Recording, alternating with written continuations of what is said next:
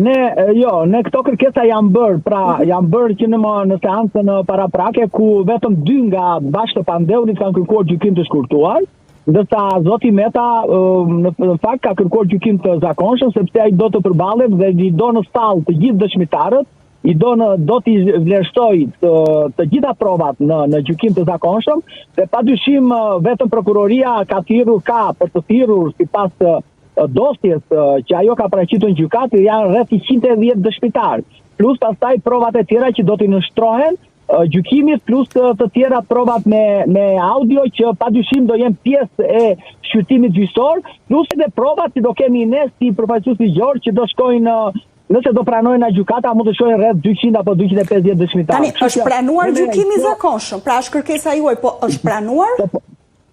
Po, në gjykimi zakon, ne kemi shkuar me gjykimin zakon, nuk kemi bërë kërkesë gjykim shkurtuar, dhe normalisht nëse nuk e bën pala kërkesën, atëherë nuk ka se si gjykata të operoj në kryesisht. Është i ndarë si proces zoti Cakrani, zoti Meta veç, zonja Kryemadhi veç, të Pandeurit e tjerë veç, apo? Jo, nuk është ndarë. Procesi do jetë i përbashkët të 5 personave të cilët janë në këtë procedim penal, dhe kështu do vazhdoj me gjykim të zakonshëm. Tash u kërkua nga 2 bashkë të Pandeurit, u kërkua gjykimi i shkurtuar, nuk është pranuar nga gjykata për faktin sepse kjo është një çështje e ndëlidhur dhe pra do ketë një gjykim në grup atëre. Do ketë një gjykim normal, një gjykim dhe si me riti normal, dhe besoj se do zgjasi padyshim sepse u shkon me rit normal të gjykimit. Çështja zgjasi se do pyeten dëshmitarët, të gjithë ata që janë pyetur gjatë fazës hetimore dhe gjenden në dosje, emrat e tyre, padyshim që do thirren dhe do pyeten edhe gjatë gjykimit në themel për të provuar dhe për të vërtetuar nëse dëshmitë e tyre janë të bazueshme, janë të prova konkrete, janë të vlefshme, nuk janë të vlefshme, kështu me radhë që padyshim pastaj do t'i vlerësojë gjykata nëse dëshmitë e tyre janë të bindse dhe janë prova për të provuar fajësinë e zotit Meta dhe tjerëve. Mirë, zoti Cakrani, cila është strategjia juaj mbrojtje? Ju tha që do të jetë një proces i gjatë, e konsideroni të vështirë? Jo, sinqerisht Bruna, unë kam diskutuar me ju tjetër në studio. Për mua kjo është një çështje shumë e lehtë sepse ndaj zotit Meta nuk ka asnjë provë. Nuk kur them që nuk ka asnjë provë bindse konkrete që ta implikojë zotin Meta në qoftë në veprimtari të shpërdorimit të detyrës, por edhe për korrupsion ose për pabarazinë të tendra si shkritet sot e kështu me radhë. Jo, zoti Meta, unë është një dosje shumë e pastër, për mua është e lehtë si avokat. Për të aprovuar pafajësinë e zotit Meta, flas nga pikpamja juridike, nuk flas këtu nga pikpamja politike, sepse fakti që i thoni që ka dhe ndikime dhe motive politike, a e vështirëson kjo pastaj? Jo ka ndikime politike. Aktualisht dosja e zotit Meta është tërësisht politike. Atëre, dakor, akoma më e rëndë, kështu që do jetë e vështirë për ju atëre? Për të provuar pafajësinë e zotit Meta? Unë kam ndarë çështje me zotin Meta. Unë e mbroj zotin Meta juridikisht, politikisht ai mbrohet vetë, ka dhe partinë e tij dhe padyshim është i aftë ta mbroj vetëm politikisht.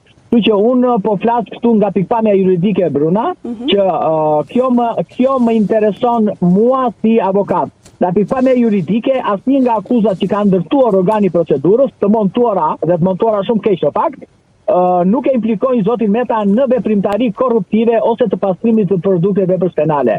Pjesa politike është pjesë politike që thash, unë nuk e zgjidh dot sepse unë jam avokati dhe padyshim nëse kam folur dhe po flas politikisht, po flas sepse më vjen shumë keq që drejtësia shqiptare sot është e kapur politikisht dhe padyshim po e mban sot pas 18 muajsh, pas disa ditë ai plotson 18 muaj paraburgim pa filluar çështja në themel.